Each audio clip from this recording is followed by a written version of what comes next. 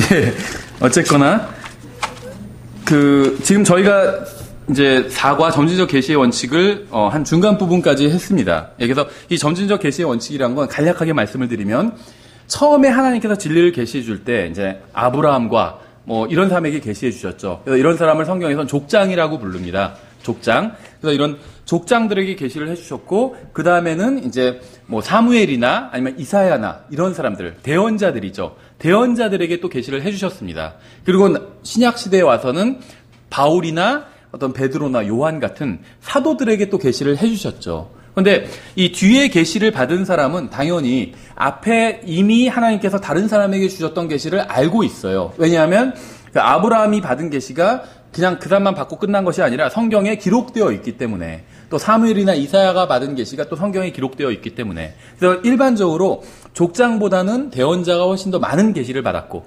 쉽게 말하면 더 많이 알고 있고 진리에 대해서 그다음에 대언자보다는 사도들이 훨씬 더 많이 알고 있다고 볼 수가 있겠죠. 그런데 그런 관점으로 본다면 지금 우리가 가장 많은 계시를 받았다고 볼 수가 있겠죠. 그러니까 가장 많이 알고 있다 이렇게 얘기는 못하겠지만 가장 많이 계시를 받았다고는 얘기할 수 있습니다. 적어도 아브라함이 받은 것보다 우리가 훨씬 더 많은 계시를 받은 거죠. 이 기록된 성경만을 이제 기준으로 본다면 여기서 계시란 것은 뒤로 갈수록 점진적으로 더 계시가 많이 주어진다. 이제 이런 것을 전제로 하는 게 바로 이 점진적 계시의 원칙입니다. 그러다 보니까 앞에서 해준 이야기보다 뒤에서 해준 이야기가 훨씬 더 많을 수밖에 없다는 거죠. 예를 들면 성경에는 어린 양에 관한 이야기가 성경 곳곳에 많이 등장을 합니다. 창세기에도 어린 양이 나오죠.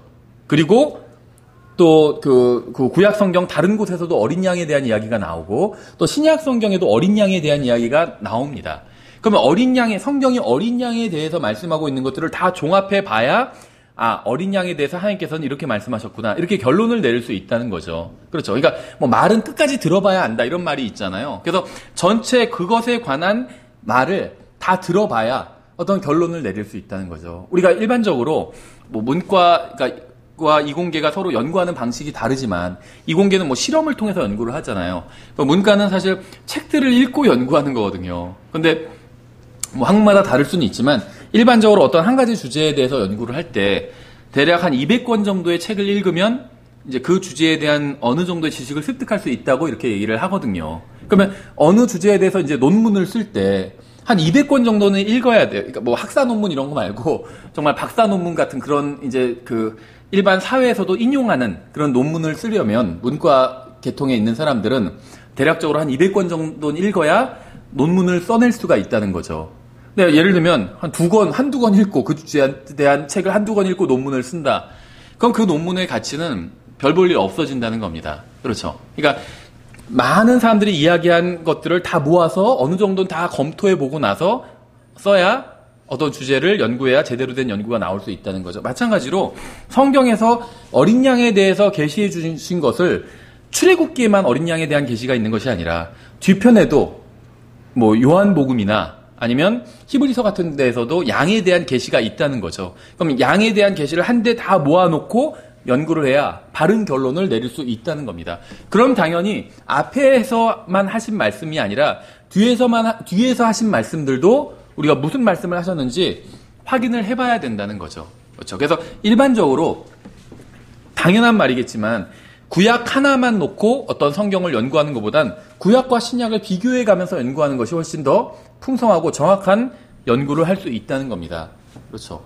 당연히 그럴 수밖에 없죠. 구약만 놓고 하면 정보가 제한되잖아요. 근데 신약이 있어야 이제 완전한 어떤 짝이 이루어진다는 거예요. 그래서 어떤 제사에 대해서 아니면 뭐 그 희생물에 대해서 연구를 할 때 레위기만 가지고 연구하는 것이 아니라 반드시 히브리서를 같이 연구해야 된다는 거예요. 이제 이걸 다른 말로 표현하면 히브리서의 빛으로 레위기를 조명해 봐야 된다는 겁니다. 어떻게 보면 히브리서의 렌즈를 끼고 레위기를 봐야 레위기를 정확히 볼 수 있게 된다는 거예요. 그렇죠. 그러니까 구약의 진리는 신약의 진리를 가지고 봐야 정확히 볼 수 있다는 거예요. 구약의 진리가 부정확하다는 것이 아니라 그 구약에서 어떤 진리를 예를 들면 그 진리를 계시해 줄 때 모든 진리를 한꺼번에 다 모든 정보를 다 공개하지는 않았다는 거예요. 공개하지 않은 정보가 있다는 겁니다. 근데 그 정보를 신약에서 다 공개를 해주고 있다는 거죠. 그래서 그것을 함께 맞춰봐 가면서 교리를 세워야 바른 교리를 세울 수 있다는 거죠. 뭐 이런 건 무궁무진하게 많아요. 예를 들면 창세기 1장 1절을 보면 이 온 세상을 누가 창조했는지 알 수가 있죠. 하나님이 창조하셨어요. 그렇죠? 처음에 하나님께서 하늘과 땅을 창조하셨느니라 성경이 이렇게 되어 있잖아요. 그러니까 이 온 세상을 창조하신 분은 하나님이라는 정보를 얻을 수 있어요. 그러니까 창세기 1장 1절만 가지고도 어떤 정보를 얻을 수 있는 것은 사실입니다. 근데 그분이 구체적으로 어떤 분이고 이렇게까지는 알 수는 없어요. 그렇죠? 그런데 예를 들면 관련 구절이 요한복음 1장 1절을 관련 구절로 우리가 찾을 수 있겠죠. 왜냐하면 똑같이 처음에 대해서 in the beginning, 처음에 대해서 이야기하고 있기 때문에. 근데 요한복음 1장 1절을 보면 그 처음에 하나님께서 하늘을 창조하셨는데 그분이 바로 예수 그리스도란 걸 알 수가 있어요. 하늘과 땅을 창조하신 하나님이 바로 예수 그리스도란 걸 요한복음 1장 1절을 통해서 알 수가 있죠.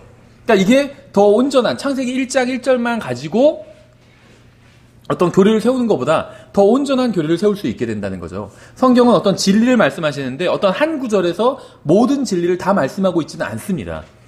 한 구절에선 진리의 한 면만을 말씀하고 있어요. 예를 들면 진리가 그냥 일반적으로 얘기를 한다면 진리가 뭐 팔각형 기둥으로 이루어져 있다면 한 구절에선 한 면만 비추고 있다는 거예요. 그럼 모든 면을 다 나머지 비추는 면들도 다 함께 살펴봐야 이 기둥에 대해서 이 진리의 기둥에 대해서 올바로 우리가 정립할 수 있는 것처럼 다른 부분을 같이 함께 살펴봐야 되는데 아무래도 구약에서 먼저 말씀하셨고 신약에서 나중에 말씀하셨기 때문에 어떤 결론을 내는 우리도 그렇잖아요. 결론을 내는 것들은 지금 뒤에서 신약에서 결론을 내고 있고 어떤 실체에 대해서 이제 드러내서 계시해주고 있다는 겁니다. 그렇죠? 그래서 구약에선 주로 구약에서도 직접적으로 말씀하시는 것들이 있죠. 창세기 1장 1절에 이런 거는 비유도 모형도 상징도 아니에요. 그냥 직접적인 말씀이에요. 근데 이제 이런 경우를 제외하고는 대부분의 것들, 특히 어떤 예수 그리스도의 모형에 관한 것들은 말 그대로 비유적이거나 상징적인 이런 형태로 제시하고 있다는 겁니다. 많은 것들을. 이런 것들의 실체가 바로 이제 신약에서 계시되어 있다는 거예요. 그래서 쉽게 말하면 구약의 빛은 그러니까 구약의 진리는 신약의 빛으로 조명해야 된다. 이것이 바로 이제 점진적 계시의 원칙이라는 겁니다. 구약 성경만 있다면 이 어린 양에 대한 진리를 올바로 알 수가 없어요. 죄를 지으며 어린 양을 잡으라고 성경 말씀하고 있잖아요. 물론 이제 어떤 죄냐, 그런 거에 따라서 경우는 좀 다르겠지만 어쨌든 간에 그냥 이제 일반적인 얘기를 한다면 죄를 지으며 어린 양을 잡아야 됩니다. 구약 성경에 의하면. 근데 왜 잡아야 되는지 그 이유는 모른다는 거예요. 그 어린 양을 잡는다고 해서 나의 죄가 어떻게 제거되는지 어떻게 보면 그 메커니즘을 구약 성경만 보고는 이해할 수 없다는 겁니다. 다만 하나님의 말씀이기 때문에 이게 어떻게 보면 완벽한 진리를 완벽히 계시해주는 말씀은 아니지만 진리의 한 면만 계시해주고 있지만 하나님의 말씀이기 때문에 그 말씀에 순종해서 어린 양을 잡기는 잡아요. 하지만 그 이유는 여전히 모른다는 거예요. 도대체 이 양이 피를 흘린다고 해서 내 죄가 용서받는 이유가 뭔지는 모른다는 겁니다. 그렇죠. 근데 우리는 신약 성경을 가지고 있기 때문에 왜 어린 양을 잡아야 되는지 그 이유를 알고 있어요. 진짜 동물 어린 양을 잡는다고 해서 죄가 제거되는 것은 아니라는 사실도 알고 있습니다. 그건 단순히 모형과 상징에 불과하다는 것을 알고 있어요. 왜냐하면 그런 황소와 염소, 짐승의 피에는 능력이 없기 때문에, 죄를 제거하는 능력이 없기 때문에. 근데 우리가 이런 진리를 알고 있는 건 신약 성경 때문에 우리가 이것을 알고 있다는 거죠. 죄의 헌물이 바로 그리스도께서 우리의 죄값을 지불하신 것을 상징하고 있고, 태우는 헌물은 예수님께서 우리를 대신해서 고난을 받으신 것을 상징하고 있다는 걸 우리가 신약 성경을 통해서 알고 있다는 거죠. 우리는 이 모든 것을 알고 있지만 2000년 전에는 누구도 이것을 알지 못했습니다. 그렇죠. 요한복음 3장 14절에서 모세가 광야에서 뱀을 든 것 같이 사람의 아들도 반드시 들려야 하리니 이렇게 말씀하고 있어요. 출애굽 이후에 광야에서 유대인들이 불뱀에 물렸던 사실을 알고 계시죠.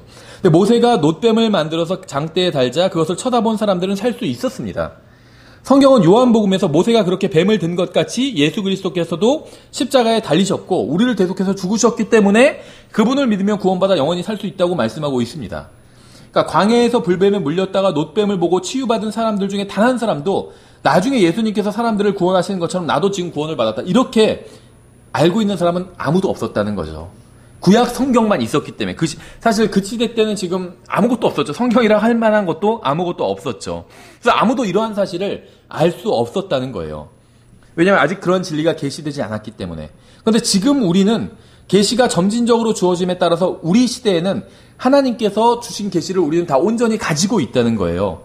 그래서 우리는 하나님께서 주신 이 모든 계시의 총합을 비춰서 과거에 있던 구약 사건들을 하나하나 비춰보고 그 의미를 이해할 수 있게 되었다는 거예요. 바르게 이해할 수 있게 되었다는 것이죠. 그래서 우리는 어느 주제이든지 간에 하나님께서 마지막으로 주신 계시에 비추어 이전의 것들을 해석해야 된다는 겁니다. 이 구원에 관한 것들도 그래요. 구약 성경에 보면 행위를 통해서 구원받는 것처럼 보이는 구절들이 있어요. 근데 그런 부분을, 그렇다고 해서 구약시대의 구원에 대해서 결론을, 행위를 통해서 구원받을 수 있다. 이렇게 결론을 내리면 안 된다는 겁니다.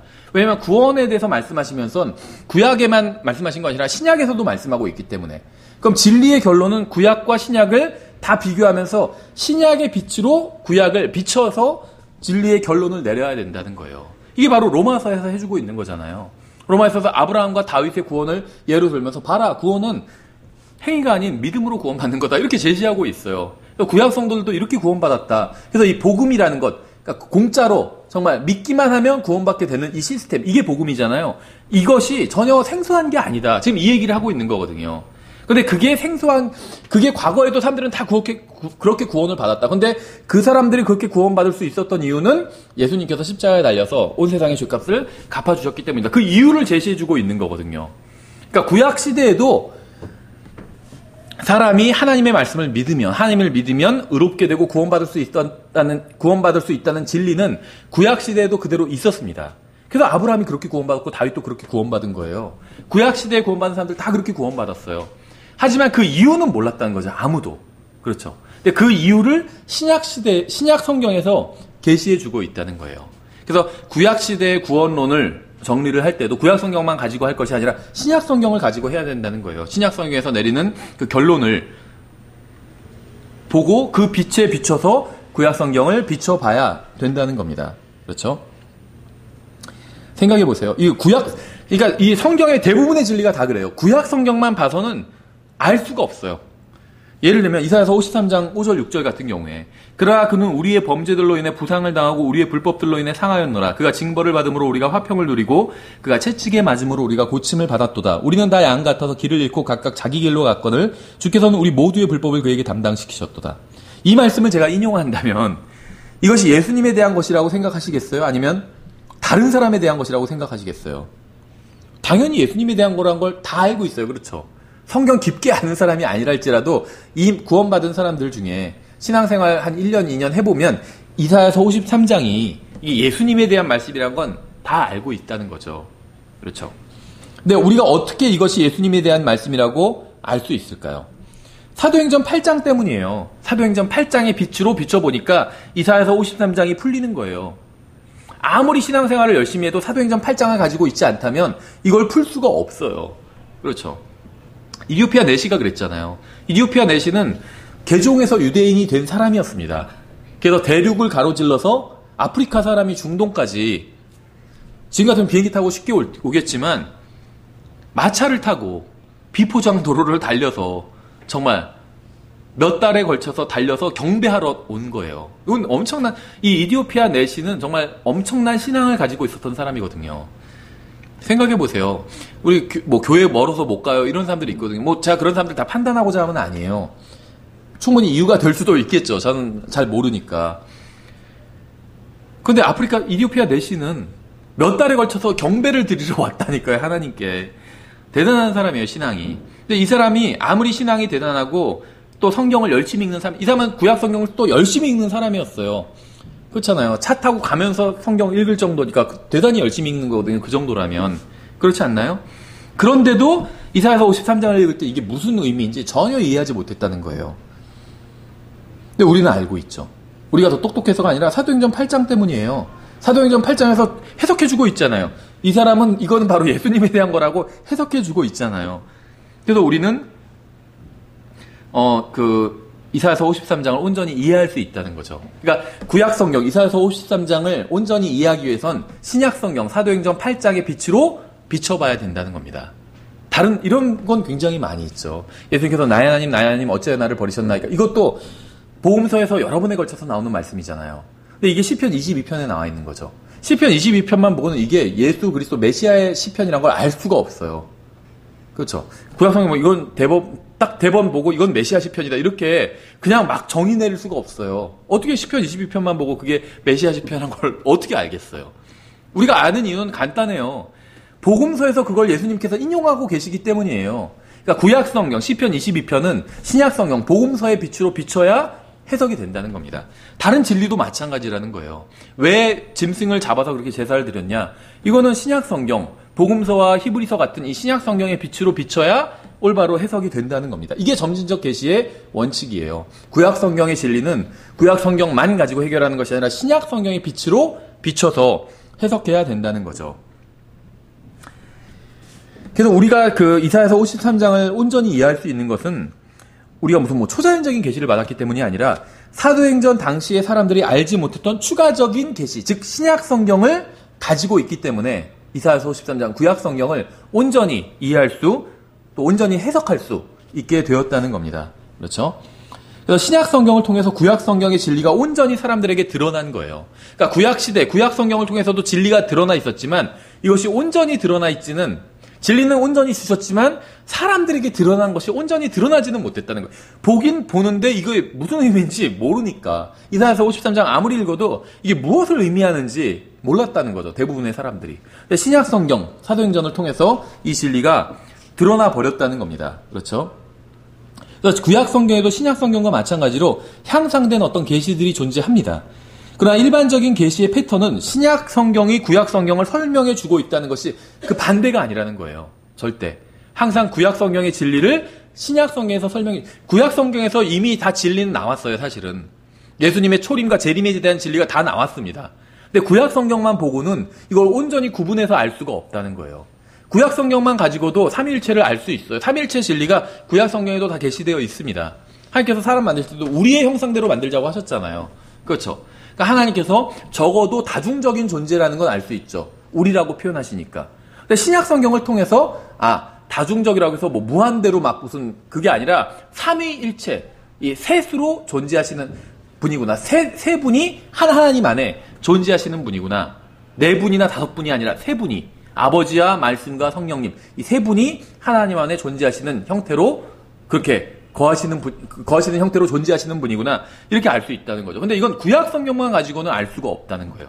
신약 성경, 특히 요한일서 5장 7절이나 뭐 이런 구절들을 통해서 알 수 있다는 거죠. 그 다음에 뭐 사도행전이나 뭐 서신서에서 이제 간접적으로 말씀하고 있는 구절들을 통해서 하나님께서 삼일체라는 사실을 알 수 있다는 거죠. 그러니까 구약 성경에도 진리가 온전히 계시되어 있지만 우리가 그걸 온전히 이해하기는 한계가 있다는 거예요. 근데 신약 성경의 이 빛을 통해서 구약 성경을 온전히 이해할 수 있게 되었다는 겁니다. 그렇죠? 그래서 하나님의 형상이라는 것이 삼중적인 존재라는 거구나. 아버지, 말씀, 성령님께서 삼중적으로 계신 거잖아요. 그러니까 결국 하나님의 형상이라는 건 이런 삼중적인 것을 의미하는구나. 그래서 인간도 몸과 혼과 영, 삼중적인 존재로 창조된 거구나. 이런 온전한 진리를 알 수 있게 된다는 거예요.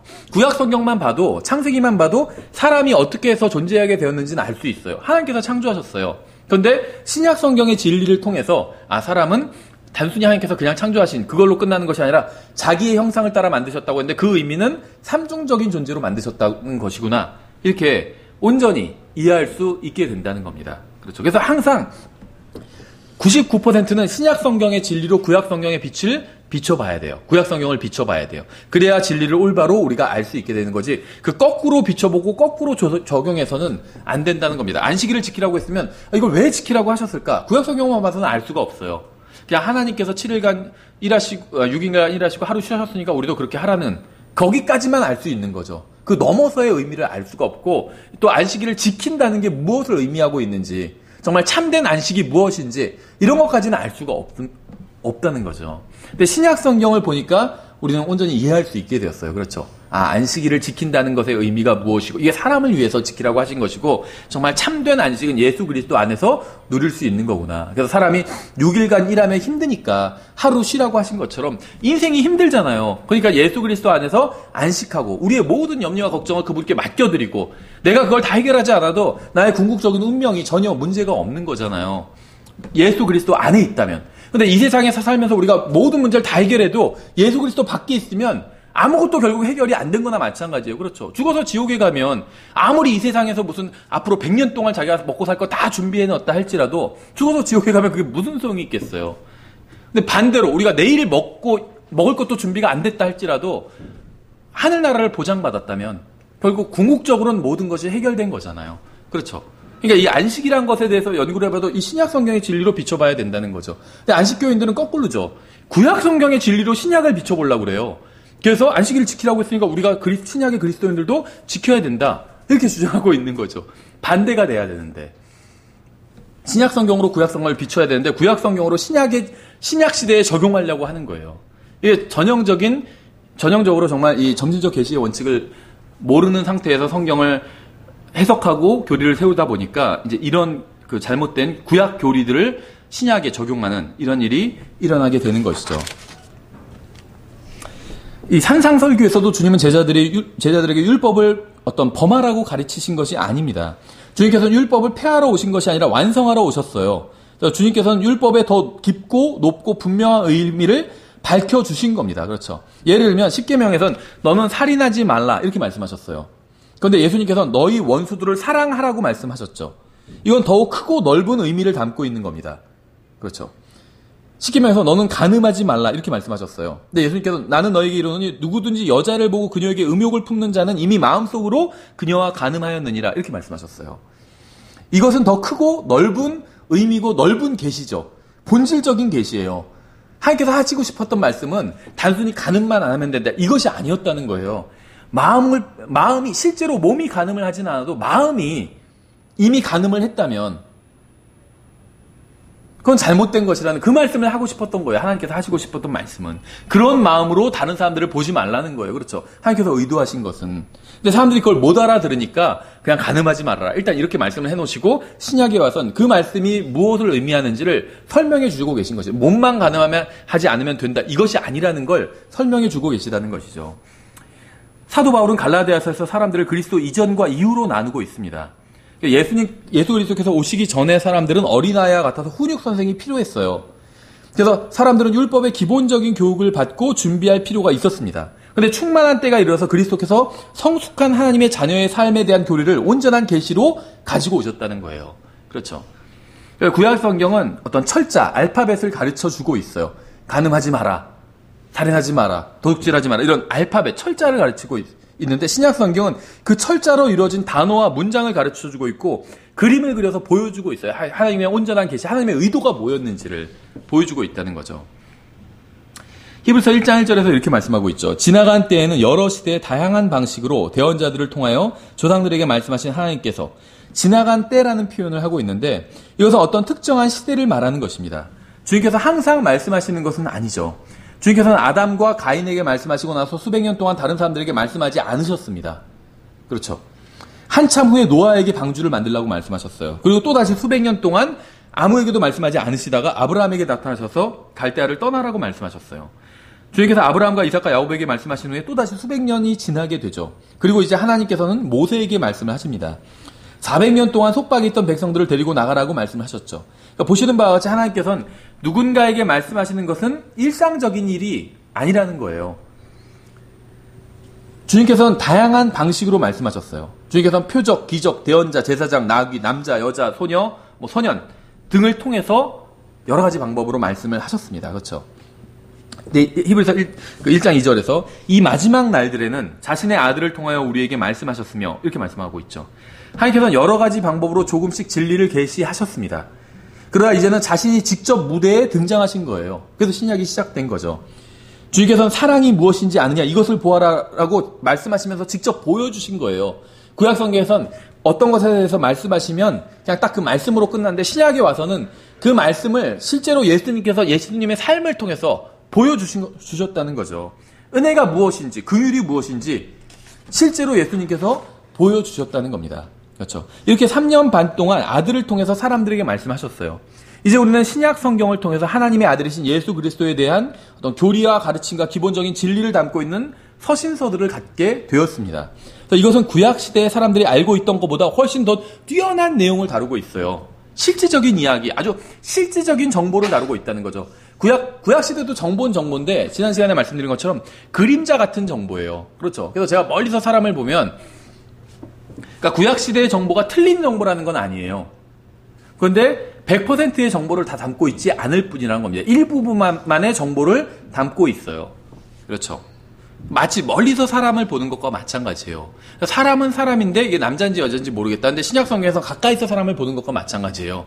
아, 이건 남자고 뭐 잘생겼고 어떻게 생겼고 이렇게 구체적으로 더 알게 된다는 거죠. 그러면 신약 성경의 빛으로 구약 성경을 비춰야 올바른 교리를 세울 수 있게 된다는 겁니다.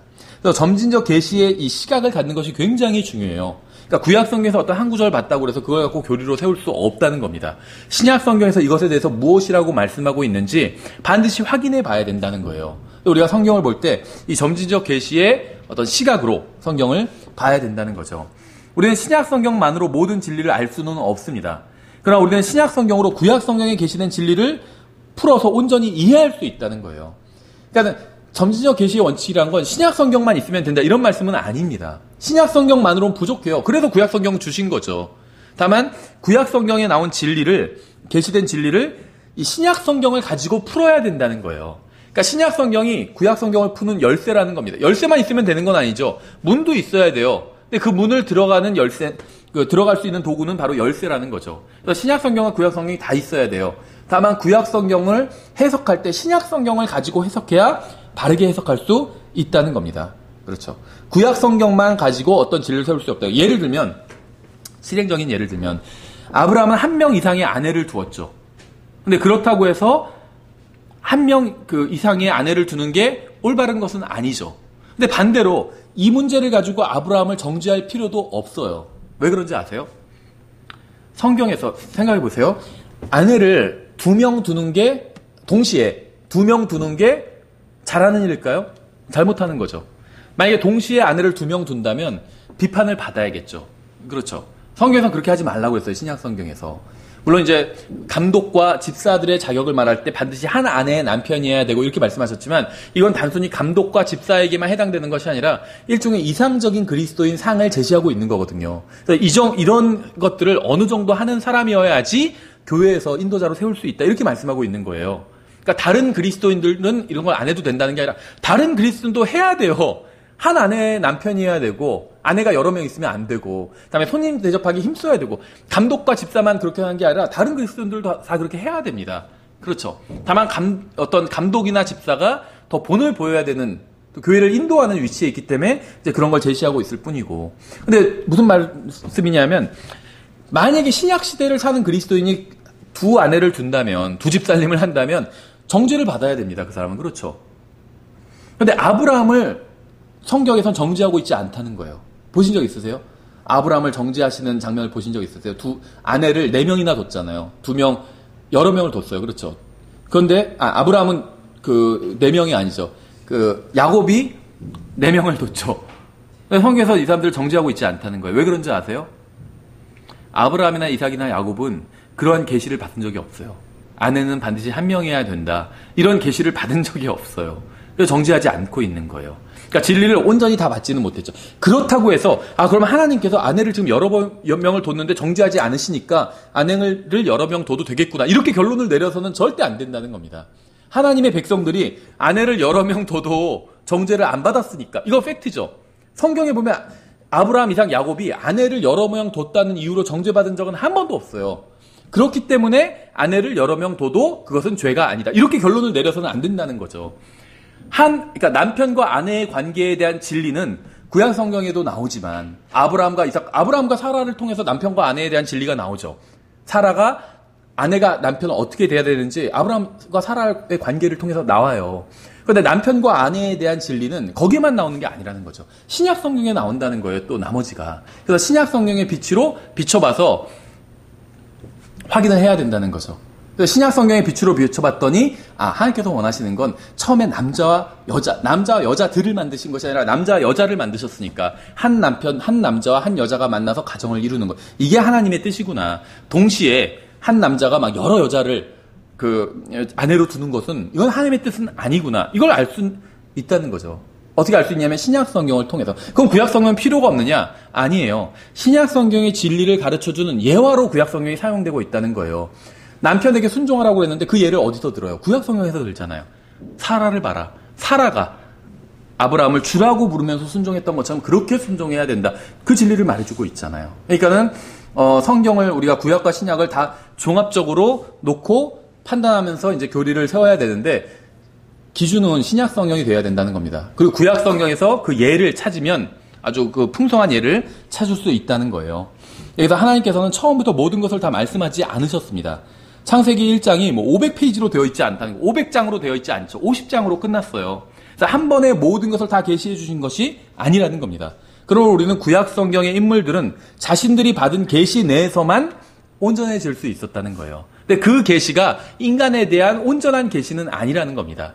성경 전체가 인간에 대한 온전한 계시예요. 그렇죠. 그래서 우리는 이런 사실을 인정한다면 굳이 아브라함이 아내를 여러 명 둔 것이 잘한 것은 아니지만 이것을 가지고 아브라함을 정죄할 수도 없다는 거예요. 아브라함은 그렇게 하지 말라는 말씀을 받은 적이 없기 때문에. 그렇다고 해서 하나님께서 인류를 향한 하나님의 뜻이, 그러니까 가족, 남자, 여자, 부부를 향한 하나님의 뜻이 여러 명의 아내를 둬도 된다는 건 절대 아니라는 거죠. 어떻게 알 수 있느냐? 신약 성경의 빛을 비춰보니까 알 수 있다는 겁니다. 한 남자는 한 아내만 둬야 된다. 이게 신약 성경의 진리라는 거예요. 그렇죠? 여기서 점진적 계시의 원칙이 말하는 것이 무엇인지 아마 충분히 이해하셨으리라고 생각을 하고, 저희가 시간이 한 15분 정도 남았으니까 이제 다음 과를 저희가 좀 들어가 보도록 하겠습니다. 다음 과는 제가 그냥 그 이름을 어느 성경 해석학 책에도 아마 나오지 않는 제목일 거예요. 제가 이름을 그냥 갖다 붙인 겁니다. 분명한 구절 중심의 해석 원칙, 이렇게 하고 있는데, 제가 왜 이런 식으로 이름을 붙였냐면 성경을 보면 어떤 진리에 대해서, 그러니까 우리가 앞에서도 이런 얘기를 했죠. 성경에는 이제 진리가 나오는데, 그러니까 교리라는 것은 특정한 진리를 모아놓은 게 이제 교리거든요. 그래서 구원에 관한 진리를 모아놓으면 그게 구원론이라는 교리가 되죠. 그런데 성경에서는 진리를 말씀하시면서 여기서 말씀하시고 저기서 말씀하시고 그렇게 말씀하고 있다는 거예요. 그리고 여기서 조금, 저기서 조금, 여기서 조금, 저기서 조금, 이렇게 한 챕터에서, 한 절에서 그 진리에 대한 모든 말씀을 다 하고 있지는 않다는 겁니다. 그렇죠. 여기저기서 똑같은 진리에 대해서 말씀하고 있다는 거예요. 삼위일체에 대해서도 창세기에서도 말씀하시고 계시록에서도 말씀하시고 무슨 요한 1서에서도 말씀하시고, 그래서 이러한 것들을 다 모아야만이 온전한 삼위일체에 대한 진리가 된다는 거예요. 구원론도 마찬가지고. 그렇죠. 어느 한 절에서 구원론에 대한 모든 진리를 말씀하시고 있는 구절은 없어요. 신약에서 좀 더 직접적으로 말씀하고 있지만 여러 구절들을 취합해야 구원론에 관해서 바른 교리를 세울 수 있게 된다는 거죠. 그런데 어떤 말씀을 지금 드리려고 하냐 하면, 성경에서 어떤 진리, 교리에 대해서 말씀을 하고 있는 구절들이 여기저기 있는데, 관련 구절, 예를 들면 구원론이라고 하면 구원과 관련된 구절들이 여기저기 있죠. 그런데 어떤 구절들은 좀 분명하지 않은 것 같은 구절들, 구원에 대해서 말씀하고 있긴 한데 문맥을 보면, 근데 좀 분명하지 않은 얘기를 하는 것처럼 보이는 구절들이 있어요. 그에 반해서 어떤 구절들은 아주 분명한 말씀을 하는 구절들도 있습니다. 그럼 어디서부터 출발해야 되고 어느 걸 기준으로 삼아야 되냐면, 분명하게 말씀하고 있는 구절들을 기준으로 삼아야 된다는 거예요. 근데 이게 일반적으로는 구약보다는 신약에서 100% 그렇다는 건 아니에요. 일반적으로 구약보다는 신약에서 이 분명하게 말씀하고 있는 구절들이 훨씬 더 많고, 근데 주의할 건 신약에서도 분명하지 않은 구절들도 있어요. 같은 주제에 대해서 말씀하고 있는데 어떤 책에서 어떤 구절에선 분명하게 말씀하고 있고 어떤 구절에선 좀 애매모호하다는 건 우리가 이해가 그만큼 안 된다는 거죠. 사실은 하나님께서는 분명하게 말씀하셨지만 우리가 아직 성경 지식이 딸리니까 그게 이해가 안 되는 거예요. 왜 이런 식으로 말씀하셨을까? 이게 이해가 안 되는 거죠. 그래서 그런 경우가 있다는 거예요. 그럴 때는 분명한 구절을 같은 신약 성경 내에 있다 할지라도, 같은 서신서 내에 있다 할지라도 분명한 구절과 분명하지 않은 구절이 있다면 분명한 구절을 기준으로 교리를 세워야 된다는 겁니다. 이게 이제 분명한 구절 중심의 해석 원칙이에요. 이 내용은 지금 다 얘기를 한 겁니다. 근데 이제 예를 좀 더 들어보도록 하겠습니다.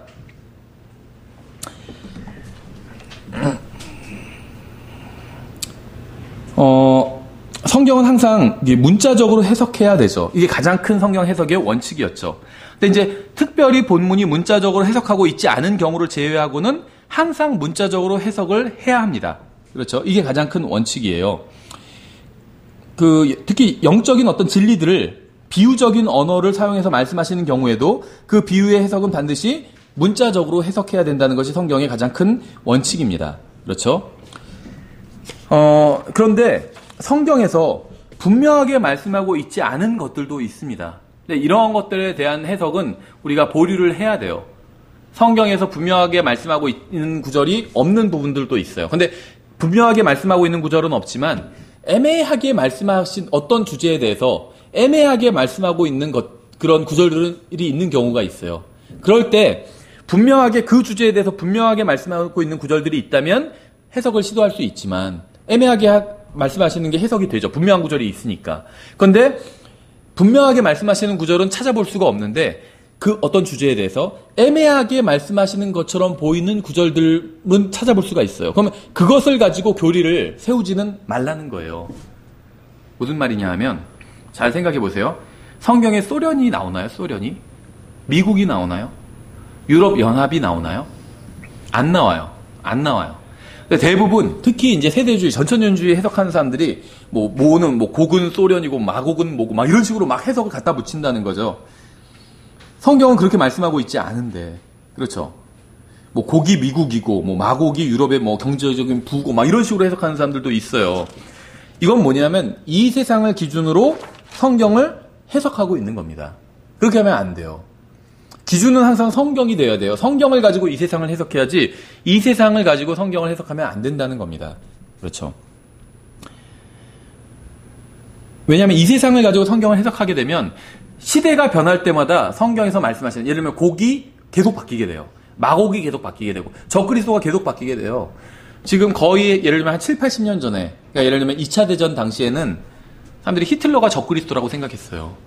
지금은 히틀러가 적그리스도라고 생각하는 사람 아무도 없잖아요. 그러니까 이 세상에 돌아가는 것을 보고 성경을 해석하게 되면 해석이 계속 시대마다 바뀌게 된다는 거죠. 그렇죠? 그래서 점진적 계시라는 것은 하나님께서 창세기 1장에서 모든 것을 다 말씀하지 않으셨다는 것을 전제로 하고 있죠. 주님께서 시간이 지날수록 계속 계시해 주셔서 전대의 사람들보다 후대의 사람들이 더 많은 계시를 받을 수밖에 없게 그렇게 하셨습니다. 그렇죠?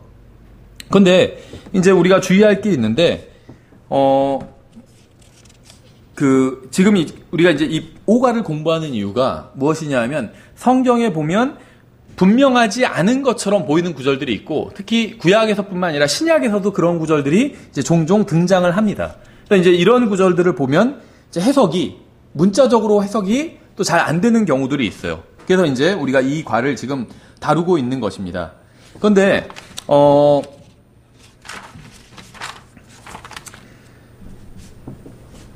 성경에서는 그러니까 직접적으로 말씀하시는 구절들이 있고 또 이제 비유를 가지고 이렇게 말씀하시는 구절이 있어요.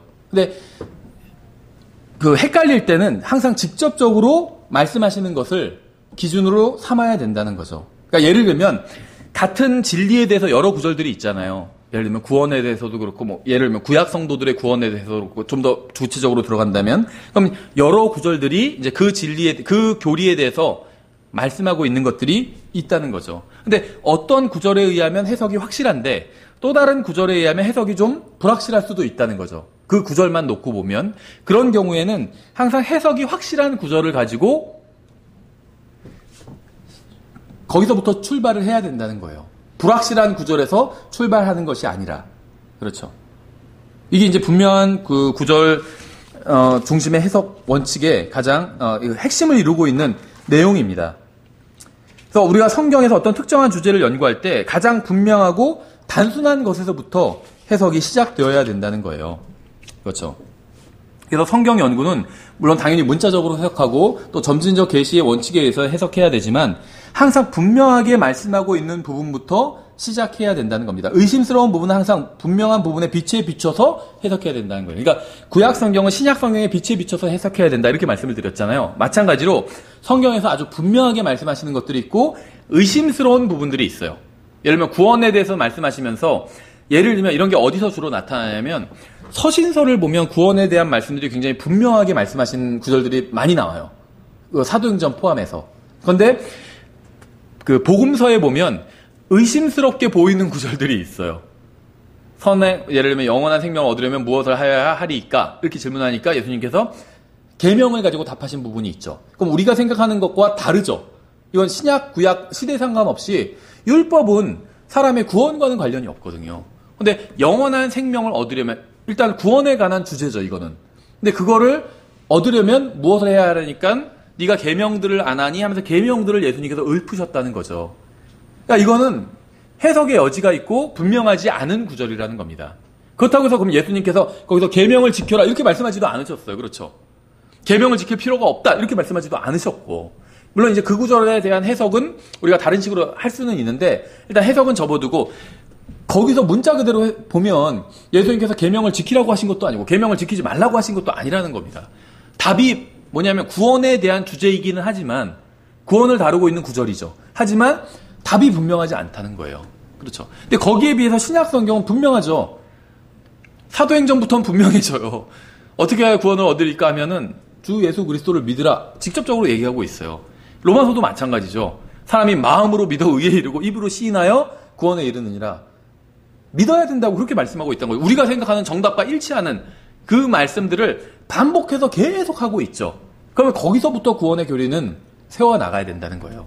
이단들은 어디서 세우냐 하면 그 불분명한 구절부터 거기서부터 그 구원에 관한 교리를 세워요. 이건 잘못된 성경 해석 방법이라는 거죠. 그러니까 성경에 흔하지는 않지만 정말 이상한 구절들이 있습니다. 또 아무도 그 의미를 아는 구절들도 있어요. 보통 난해 구절이라고 하죠. 많이 있어요. 그런 구절이. 제가 방금 소개해드린 그런 예수님께서 말씀하신 그 구절도 그런 부분에 해당되고, 주로 그 신약의 난해 구절은 다 어디에, 난해 구절 스타일이 어떻게 이루어졌냐면 구약의 난해 구절들은 그 인물과 시대에 관련된 난해 구절들이에요. 그래서 어떤 사람이 나왔는데 왜 그러냐면 그 구약의 역사가 창세기부터 시작해서 여호수아기 그 재판관기까지는 쭉 이어져 내려와요. 그러다가 이제 사무엘기부터 6권의 역사서가 나오죠. 근데 여기서는 이중적으로 한 번 설명한 걸 다시 설명하면서 사람 이름도 바뀌고 약간 그런 부분들이 나와요. 그래서 비슷한 사람이 나오는데 이 사람이 동일 인물인가? 이런 게 주로 난해 구절이에요. 누구의 아내가 여기서는 누구라고 했는데 여기서는 다른 사람이 나오고, 누구의 어머니가 누구라고 했는데 여기서는 다른 사람이 나오고, 이게 주로 구약 성경 난해 구절 스타일이거든요. 근데 이게 뭐 의미가 없는 거 아니에요. 의미가 있어요. 그런 걸 잘 맞춰보면 구약 성경의 연대 정리가 돼요. 그래서 사람 이름, 우리가 성경 읽다 구약 성경에서 뭐 역대기하 막 이런 데서 사람 이름 잔뜩 나오면 되게 지루해 하잖아요. 근데 사실 이게 굉장히 의미가 있어요. 그 이름들이 거기서만 한 번 나오는 게 아니라 거기서 나오고 다른 데서 이제 하나하나씩 나오거든요. 그걸 잘 맞춰보면 연대를 계산할 수가 있어요. 그래서 굉장히 이름들만 나오는 그 구절들도 가치가 있다는 거예요. 구약 성경에 연대 정리가 된다는 거예요. 그런 구절들 때문에. 근데 이제 주로 난제가 이제 거기서 발생하게 됩니다. 근데 이제 신약의 난제는 주로 어디서 발생하냐면 복음서에서 발생해요. 예수님께서 하신 말씀들이 어려운 말씀들이 있어요. 개 중엔. 예를 들면 불의한 청지기 묘 같은 경우에 전형적인 그 난제로 꼽히죠. 불의한 청지기, 이 청지기는 굉장히 불의해요. 한 짓이. 주인을 속였잖아요. 그래서 엉터리로 장구도 막 쓰고 자기가 막 깎아줬잖아요. 그런데 불의한 청지기를 보고 배우라고 하셨잖아요. 예수님께서는. 그럼 똑같은 짓을 하라는 건 아니거든요. 어떤 내가 그 직원으로 일하고 있으면 내가 봐서 분위기 봐서 잘릴 것 같으면 장부를 다 조작해가지고 100을 빚진 사람은 50 빚졌다고 쓰고 그렇게 하라는, 그걸 가르치고 있지는 않거든요. 그건 분명하죠. 거짓으로 장부를 조작해라 이렇게 가르치셨을 리가 없어요. 예수님께서. 그렇죠. 그런데 그렇게 안 하면 그럼 뭘 보고 배우라는 거지? 해석이 잘 안 된다는 거예요. 그러니까 예를 들면 그리스도인이 이 세상에서 어떻게 살아야 되는지에 대해서 신약 서신서를 읽으면 나와 있어요. 그렇죠. 정직하게 살아야 되고 의롭게 살아야 되고 뭐 그런 것들을 신약 서신서를 통해서 우리가 배울 수 있어요. 근데 그리스도인의 이 세상의 어떤 처세술에 대해서 신약 서신을 기준으로 삼아야지. 여기서 왜냐하면 분명하게 말씀하고 있거든요. 깨어있으라고 그러고 무슨 정직하게 걸으라고 그러고, 그렇죠. 그 사람에게 하듯 하지 말고 주님께 하듯 하라고 그러고, 그렇죠. 안 믿는 사람을 직장 상사로 뒀다 할지라도 사람에게 하듯 하지 말고 주님께 하듯 하라고 말씀하고 있잖아요. 그게 그리스도인의 처세술이 돼야 된다는 거죠. 근데 그게 아니라 불의한 청지기, 그걸 처세술로 삼으면, 봐라, 불의한 청지기한테 배우라고 했지 않냐? 그러니까 이렇게 적당히 지혜롭게, 이렇게 내 미래도 대비하면서 주인의 것, 뭐 장부도 조작하고, 이렇게 생각한다면 그 사람은 하나님의 뜻대로 살 수 없게 된다는 거죠. 그래서 그리스도인의 삶에 관해서 분명하게 말씀하고 있는 구절들은 신약 서신서들에 주로 있어요. 복음서에 있지는 않다는 거예요. 그 불의한 청지기 비유가 그리스도인의 삶에 관해서 말씀하고 있는 것은 전혀 아니라는 겁니다. 그렇죠. 그거는 이제 미래를 대비하라는 측면에 있어서 어떤 의미에서는 수단과 방법을 들지 말고 미래를 대비하라. 이걸 말씀하고 있는 거지 디테일하게 무슨 장부를 조작하라 이런 말씀을 하고 있는 것은 아니라는 거예요. 그러니까 분명하게 말씀하고 그리스도인의 삶에 대해서 분명하게 누구나 다 한 번 읽으면 다 알 수 있도록 말씀하신 것은 아니잖아요. 불의한 청지기 비유는. 그거를 기준으로 삼으면 안 된다는 겁니다. 그렇죠. 제가 이제 좀 극단적인 예를 들었지만 다른 예를 들면 가장 신약의 난해 구절들이 여러 구절들이 있는데 그 중에 하나가 이 고린도전서 15장 29절이에요. 고린도전서 15장 29절은 많은 사람들이 해석하는 걸 봤는데 저도 여태까지 이걸 제대로 해석한 거는 한 번도 본 적이 없어요. 자기는 제대로 해석한다 하면서 해석하는 사람들의 글도 읽어본 적이 있는데 그것도 제대로 된 해석이라고 내가 동의가 안 되더라고요. 어떤 구절이냐면 고린도전서 15장 29절인데 이렇게 되어 있어요. 그렇지 아니하여 만일 죽은 자들이 결코 일어나지 아니한다면 부활에 대해서 말씀하고 있죠. 죽은 자들을 대신하여 침례를 받는 자들이 무엇을 하겠느냐? 그럴진데 그들이 어찌하여 죽은 자들을 대신하여 침례를 받느냐? 이렇게 되어 있습니다. 그래서 고린도전서 15장 29절은 죽은 자들을 대신하여 받는 침례에 관해서 말씀하고 있어요. 죽은 자들을 대신하여 받는 침례가 무엇일까요? 이 구절이 일단은 해석이 어려워요. 왜 어렵냐 하면 일단 성경은 성경으로 해석해야 되죠. 영적인 것은 영적인 것으로 해석해야 된다고 성경 말씀하고 있어요. 그러면서 내가 너희에게 하는 말들이 곧 영이요 생명이라 이런 식으로 말씀하고 있죠. 그러니까 영적인 것들은 영적인 것으로 해석한다는 건 하나님의 말씀은 하나님의 말씀으로 해석한다는 건데 죽은 자들을 대신하여 받는 침례가 성경 어디에서도 나오지 않아요. 여기서 딱 한 번만 나옵니다. 그렇죠. 근데 여기서는 죽은 자들을 대신해서 침례를 받는 것에 대해서 말씀하고 있어요. 그럼 이게 무엇일까요? 죽은 자들을 대신하여 받는 침례. 뭔지 모르겠죠. 이건 뭔지 몰라요. 그러니까 우리가 침례에 관한 교리를 세울 때 이 구절을 기준으로 침례에 관한 교리를 세우면 이단 교리에 빠지게 된다는 겁니다.